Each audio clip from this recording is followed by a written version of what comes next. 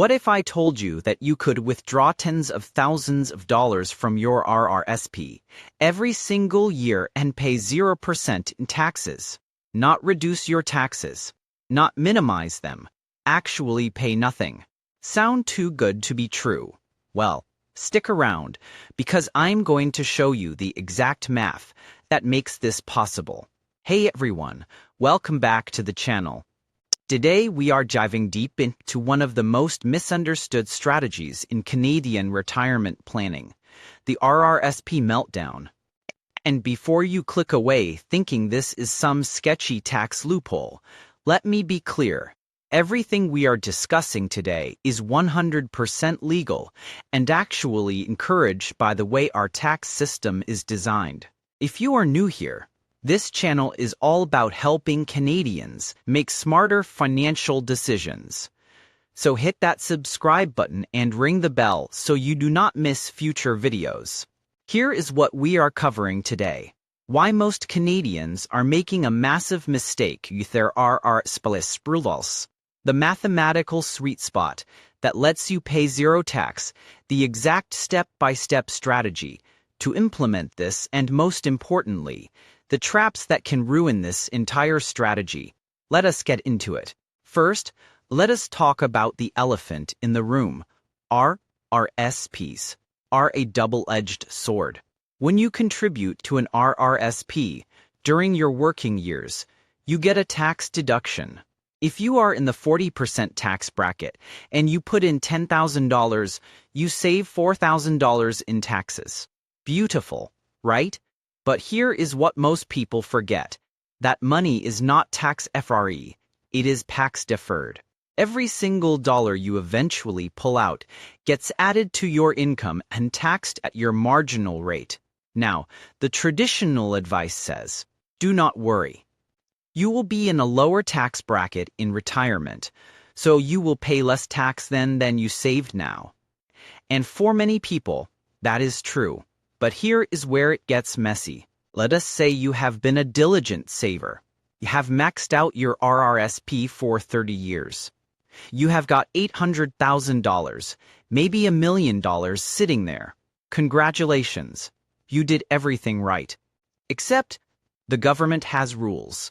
At age 72, you must convert your RRSP to a RRIF, a Registered Retirement Income Fund. And once you do that, you are forced to withdraw a minimum percentage every year. These percentages start small but grow as you age. At 72, it is 5.40%. At 80, it is 6.82%. At 90, it jumps to 13.62%. And at 95 and beyond, it is a whopping 20% per year. Let us do some quick math. If you have $800,000 at age 72, you are forced to withdraw $43,200 that year.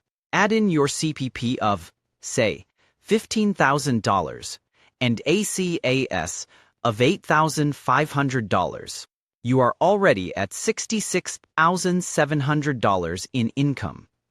Now add any other income, rental properties, part-time work, investment income, and suddenly you are in the 30% or even 40% tax bracket on money you originally saved at maybe the same bracket. You did not save any tax. You just shifted it, later, and maybe are paying the same or more. And here is the kicker. If your income gets too high, you start losing your OAS.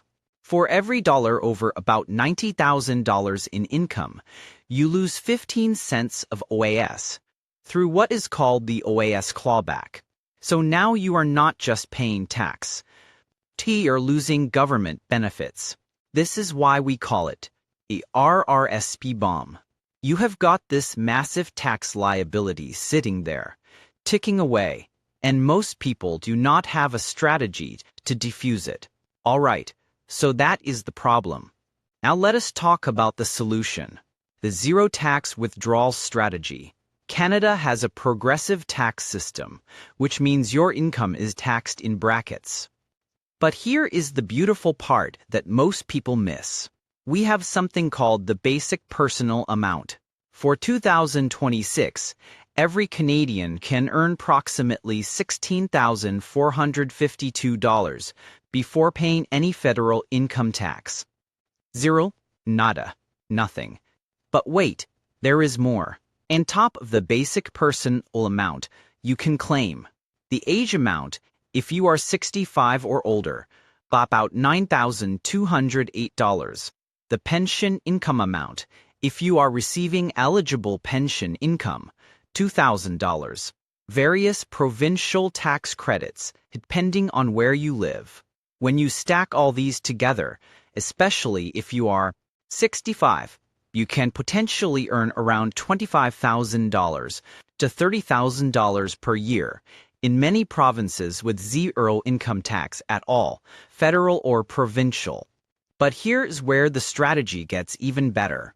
Let us say you retire at 60. You are not taking CPP yet. You are not taking OAS yet. You are in this beautiful window where you could be in the lowest possible tax bracket or even the 0% bracket. Most people make the mistake of leaving their RRSP alone during these years, living off non-registered savings or a TFSA.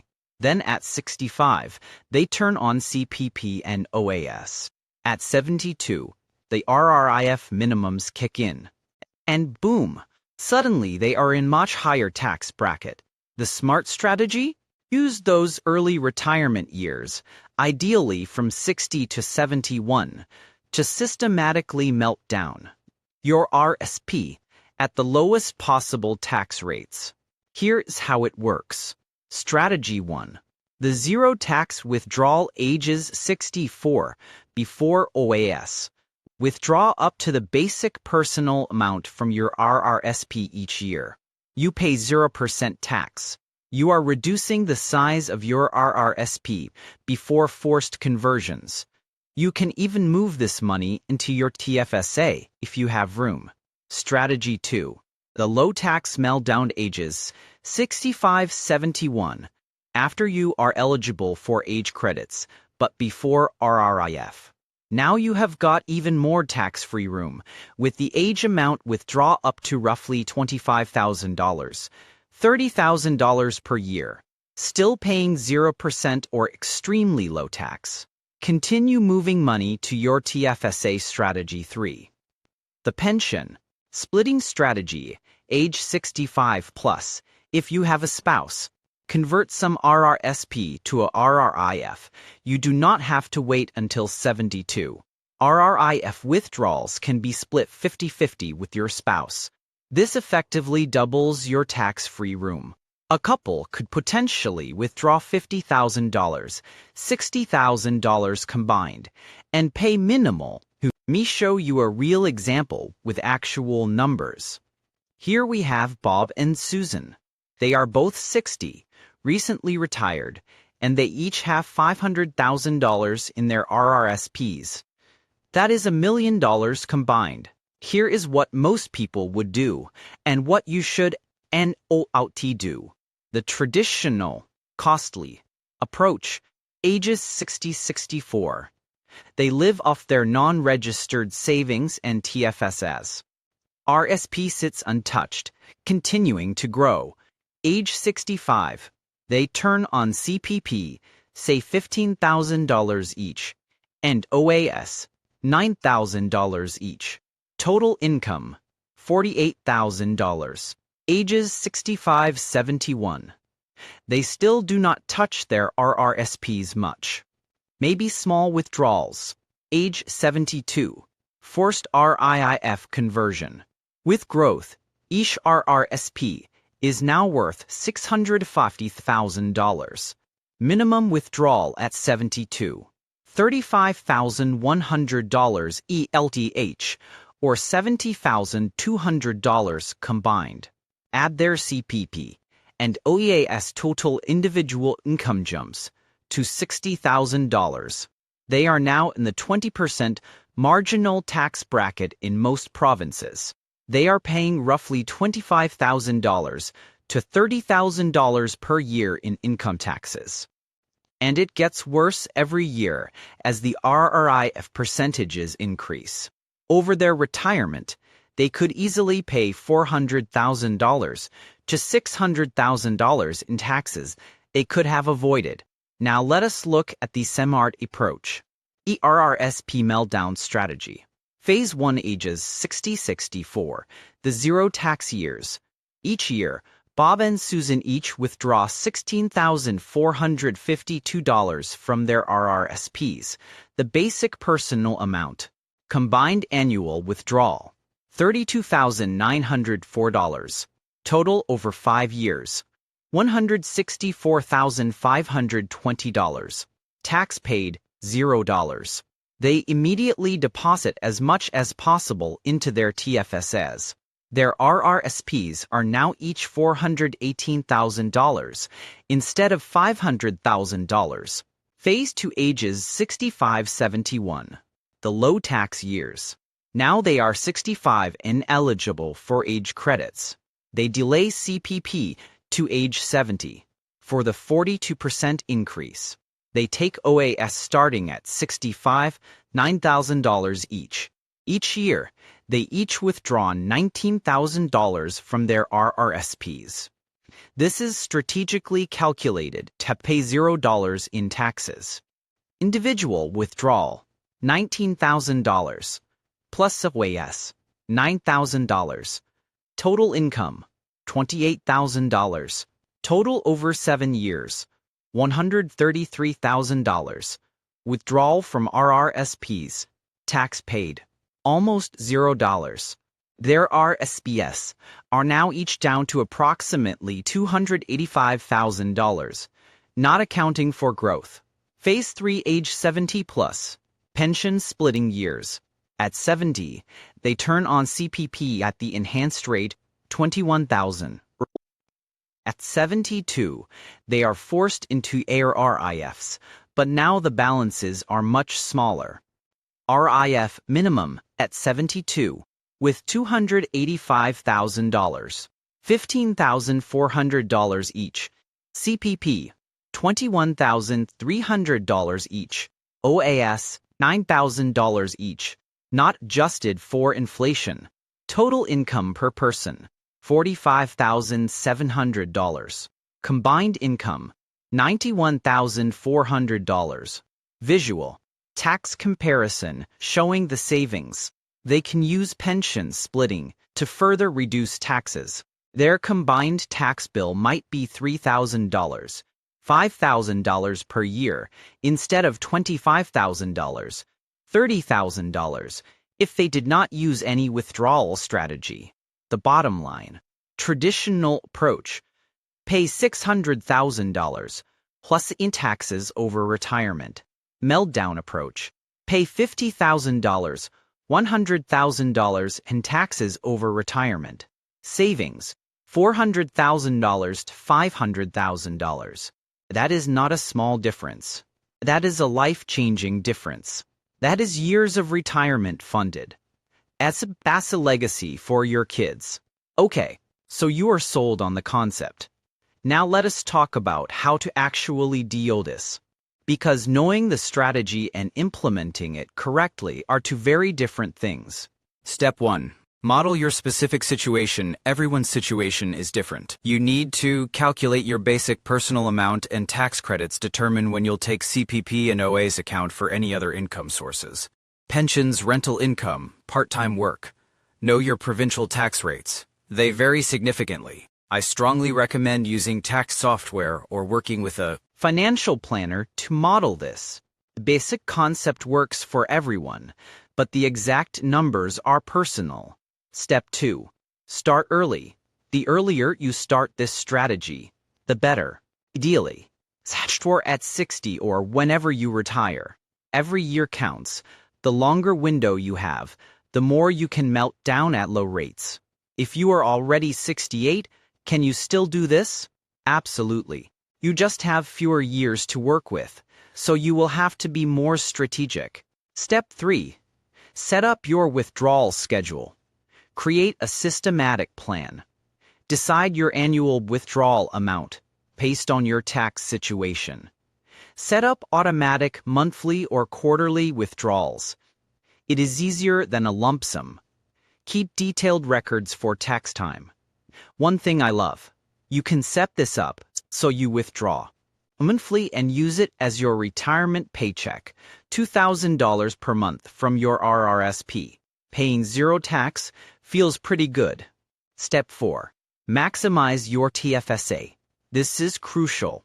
The money you are pulling from your RRSP does not have to sit in a non-registered account. If you have TFSA room, and many people do, immediately transfer the withdrawn funds into your TFSA. Now that money grows tax-free forever, can be withdrawn anytime without tax consequences, does not count as income, so it will not affect government benefits, does not get hit with forced withdrawals.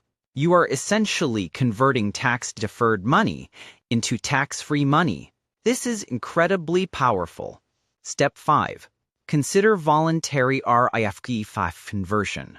Remember, you do not have to wait until 72 to convert to a RRSP. You can do it earlier voluntarily. Why would you do this? RRSP income qualifies for pension splitting at 65. You can claim the $2,000 pension income amount. You can split that income 50-50 with your spouse. This is especially powerful if one spouse has a much larger RRSP than the other. Step 6. Coordinate with other income. Think holistically. Delay CPP. If you can afford to, you get 0.6% more for every month you delay from 65 to 70. Consider when to start OAS. You can delay to 70 for a 36% increase. Time your withdrawals around big purchases or income spikes. If you have employment, income in semi-retirement, adjust accordingly. The goal is to keep your total income in the optimal range every single year. Step 7. Rebalance annually. Your situation changes. Tax brackets get indexed to inflation. Your RRSP balance fluctuates. With markets, your expenses might change. Government programs get adjusted. Review this strategy every year and adjust. What worked at 62 might need tweaking at 67. Now, before you run off and start implementing this, we need to talk about the mistakes that can completely derail this strategy. Trap 1. The OAS callback. OAS has an income threshold. For 2026, it is around $93,454. If your income exceeds this, you lose 15% of your OAS for every dollar over the limit. This means if you withdraw too much from your RRSP in a year where you are already receiving OAS, you could pay tax on the withdrawal, lose your OAS, effectively have a marginal rate over 40% on that money. The solution: be very careful with your withdrawal amounts after 65. Stay well below the clawback threshold. Trap 2. Withholding tax confusion. When you withdraw from your RRSP, the financial institution withholds tax at source. 10% on withdrawals, up to $5,000. 20% on withdrawals, from $5,000 to $15,000. 30% on withdrawals, over $15,000. People see this and think, see, I am paying tax. But here is what actually happens. If your total income for the year is within the basic personal amount, when you file your tax return, you get all of that withholding tax refunded. It is just a temporary hold. However, this does mean you need to plan for cash flow. The withholding happens immediately. The refund comes next tax season. Trap 3. The market timing problem. Your RRSP is invested, right? So its value fluctuates. If you pull out $20,000 in a year, when the market dropped 20%, you are locking in losses. The solution: keep a cash buffer in your RRSP, maybe to 3 years of planned withdrawals. Do not sell equities when they are down. Be flexible with withdrawal amounts if needed. Some years you might withdraw $15,000, other years $25,000, depending on market conditions and your exact income situation. Trap 4. Spousal RRSP Attrition Rules. If you have contributed to a spousal RRSP, there are attribution rules. Money withdrawn within 3 years of contribution gets attributed back to the contributor for tax purposes. The solution: plan your withdrawals from spousal RRSPs carefully. Wait out the 3-year period if needed. Trap 5. The "I will just do it later" trap. This is the biggest one. People understand this strategy but never implement it because it seems complicated. They will do it next year. They are worried about markets. They do not want to deal with taxes. Meanwhile, every year you wait is a year of tax-free room you have lost forever. You cannot go back and withdraw $20,000 tax-free from previous years. The time to start is NWL. Even if you only withdraw $10,000 this year, that is $10,000 you will never pay tax on. Trap 6. Forgetting provincial differences. Every province has different tax rates and credits. The math that works in Alberta might be different in Ontario. For example, BC has lower rates on lower incomes. Quebec has its own rules entirely. Alberta has a flat tax structure. Always run the numbers for your province. Let us be honest. This strategy is not perfect for everyone. The strategy we talked about today works best when you have time and flexibility. The more years you have between retirement and forced RRIF conversion, the more powerful this becomes. All right, let us wrap this up. The RRSP Meltdown strategy is one of the most powerful, underutilized tools in Canadian retirement planning. It is not some sketchy loophole. It is literally using the tax system exactly as it is designed. Here is your action plan. Calculate your tax-free room based on your credits and situation. Determine your optimal withdrawal strategy for each year until age 72. Start implementing this year. Every year you wait costs you. Maximize your TFSA with the withdrawn funds. Review and adjust annually. Consider working with financial planners to optimize. The difference between paying $400,000 in taxes and paying $100,000 in taxes could mean retiring years earlier, leaving larger inheritance, having security and freedom in your final decades, simply keeping more of the money you received. If you found this valuable, please give this video a thumbs up and subscribe for more Canadian personal finance content. Drop a comment below with your questions. I read every single one, and I will do my best to answer. If you live in Ontario and want to plan like a wealthy retiree, you can either scan the QR code or click on the link in the description to see if we are a fit.